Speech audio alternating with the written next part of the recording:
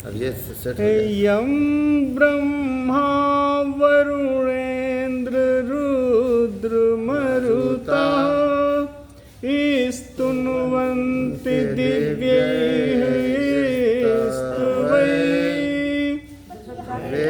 वेदैः साङ्गपदक्रमोपनिषदैः गायन्ति यं सामगा ध्यानावस्थित तद्गतेन मनसा पश्यन्ति यं योगिनो यस्यान्तं न विदुः सुरासुरगणा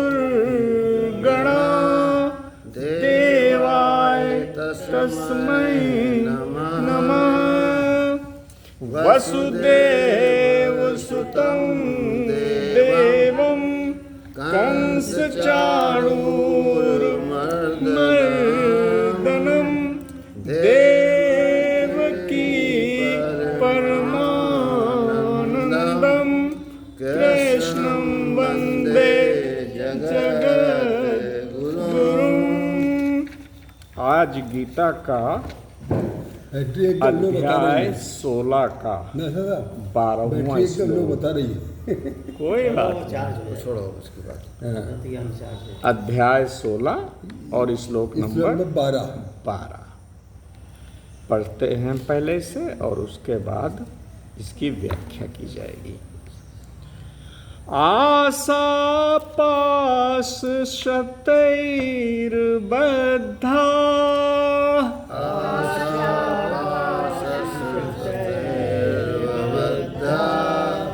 काम क्रोध परायणा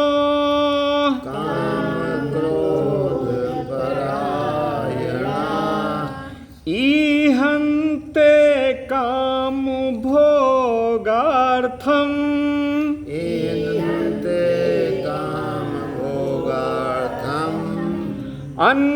अन्यायेन अर्थ संचयान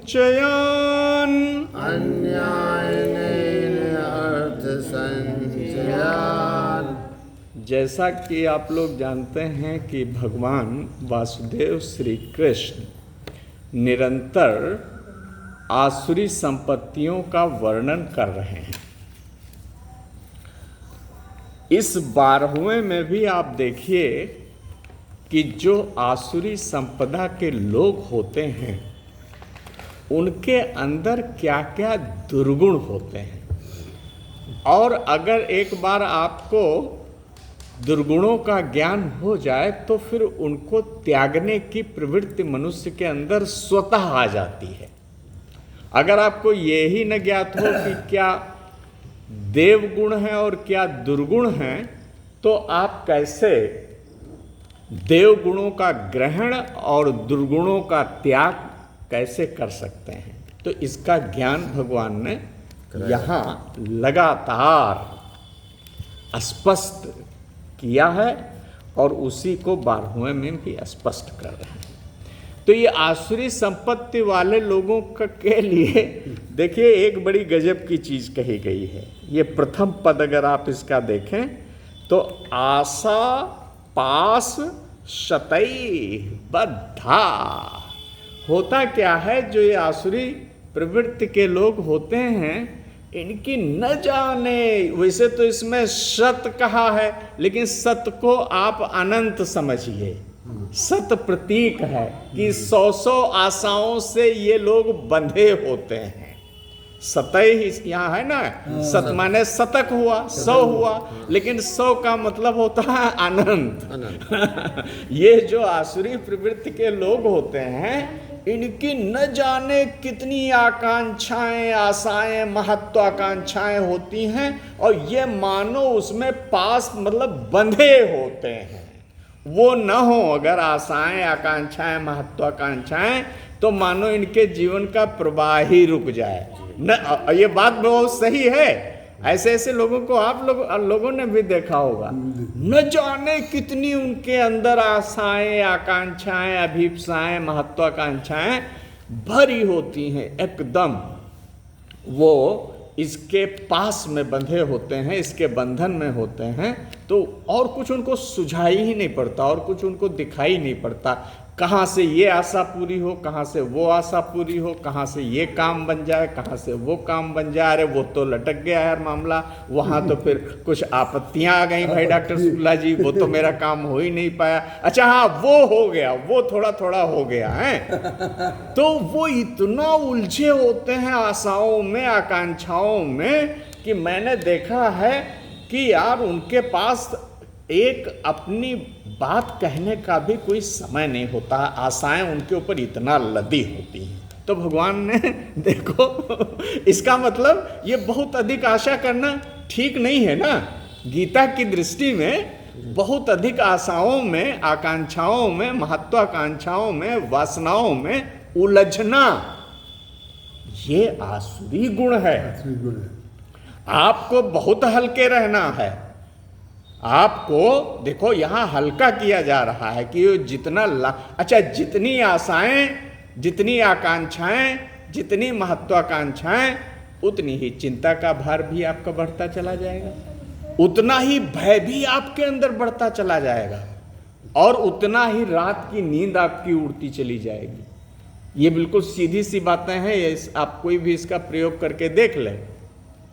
वो व्यक्ति जो बिल्कुल हल्का होता है, जिसके ऊपर कोई भार नहीं है, उसकी जो नींद आती है उसका क्या कहना।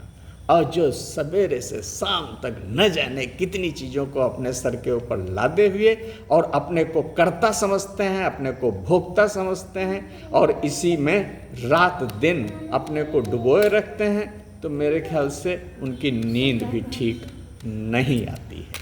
तो ये जो पहला पद है, ये देखिए हम सबके ऊपर लागू होता है।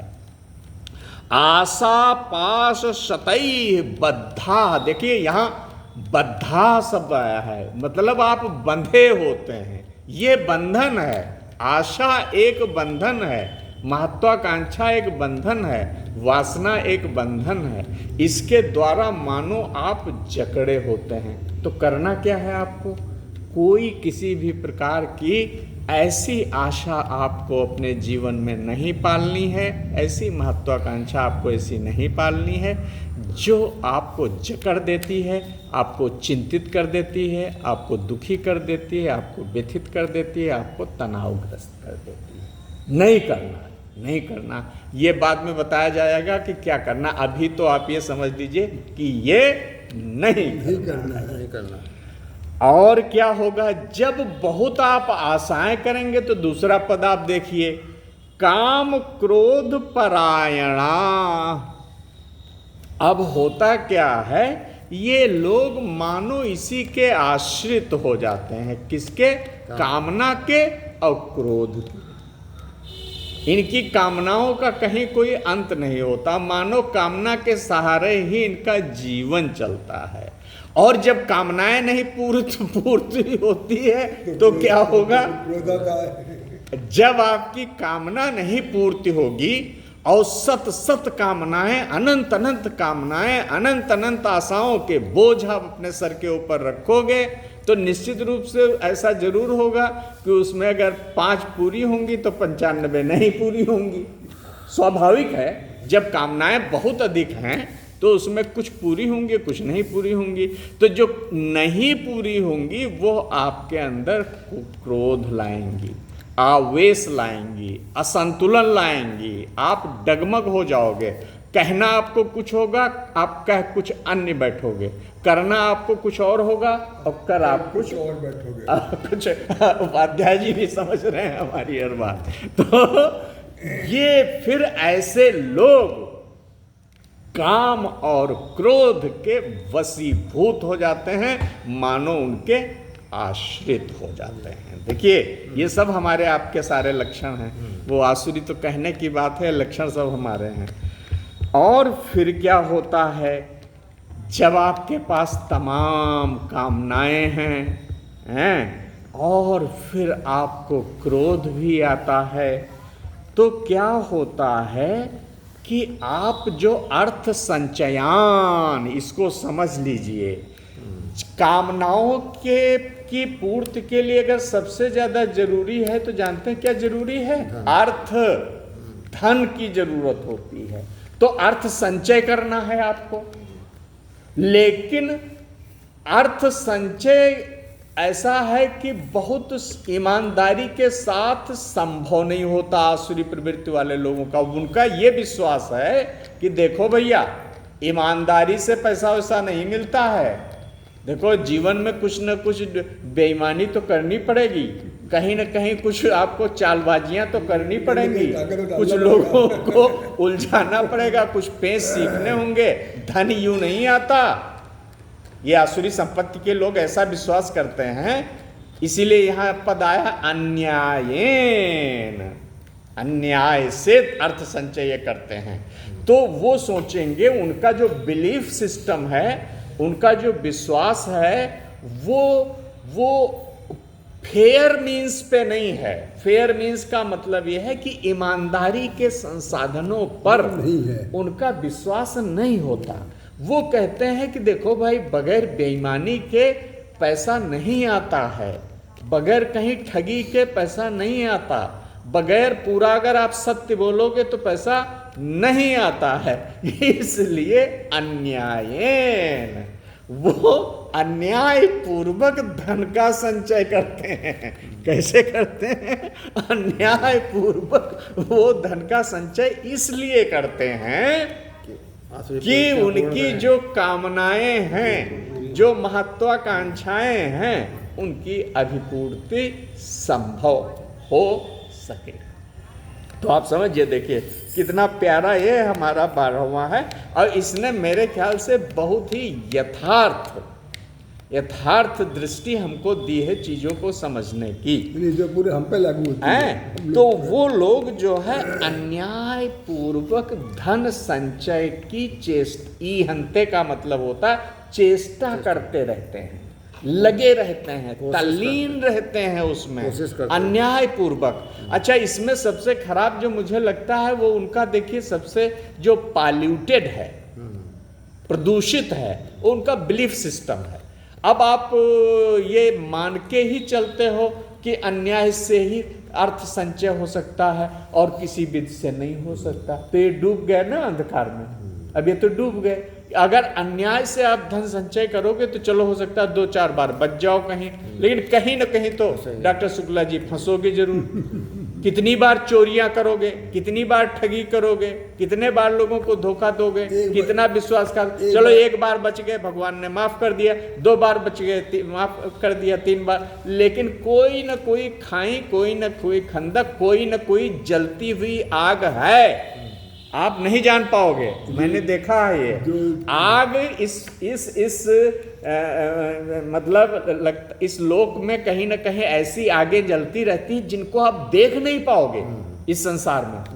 मेरा अनुभव है, वो लगेगा जैसे बहुत सारे आपके जो दुर्गुण हैं और दुष्कर्म हैं, वो भगवान या वो दैवी शक्ति माफ करती रहती। जाओ बेटा, कोई बात नहीं, चलो अब सुधर जाना तुम ना, अब सुधर जाना, अब तुम ठीक हो जाओ। लेकिन अगर तुम्हारे दुष्कर्म का कंटिन्यूएशन है, लगातार आप दुष्कर्म कर रहे हो, लोगों को ठग रहे हो, चोरियां कर रहे हो, लोगों को कष्ट दे रहे हो, लोगों की चीजों का आप अन्याय पूर्वक हरण कर रहे हो, तो तुम ये निश्चित जानो, जैसे पांडव का हरण किया ना उनकी सारी संपत्तियों का दुर्योधन ने, तो एक दिन ऐसा आया जब वो सब जल करके राख हो गए। कितने भी वो शक्तिशाली थे और कितनी भी बड़ी उनकी तो 12 अक्षौहिणी सेना थी, इनकी तो 8 थी, वो सारी की सारी सेना जल करके कट करके राख हो गई, नहीं राख हो गई। तो ये दुर्योधन का जो उदाहरण है, ये है अन्याय पूर्वक पांडवों का धन संचय कर लेना, पांडवों के स्वत्व का हरण कर लेना, पांडवों को तकलीफ देना, पांडवों को कष्ट देना और अन्याय के साथ उनके सारे राज्य को अपने नाम कर लेना। तो उसका दंड मिला कि नहीं मिला? तो ये आसुरी संपत्ति हुई कि नहीं हुई? तो अब हम ये देखें कि इस 12वें में जितने भी पद ये हमारे 4-5 पद आए हैं, बहुत महत्वपूर्ण हैं और उनके बड़े गंभीर अर्थ हैं।